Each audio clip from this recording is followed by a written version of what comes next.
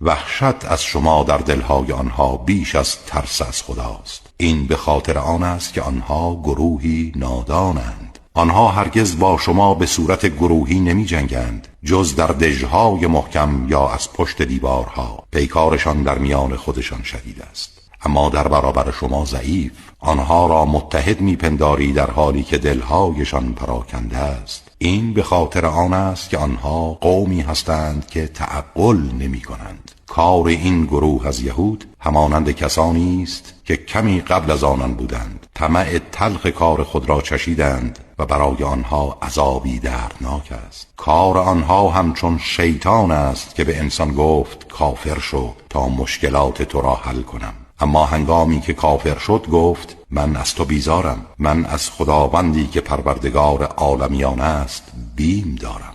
سرانجام کارشان این شد که هر دو در آتش دوزخ خواهند بود، جاودانه در آن میمانند و این است کیفر ستمکاران.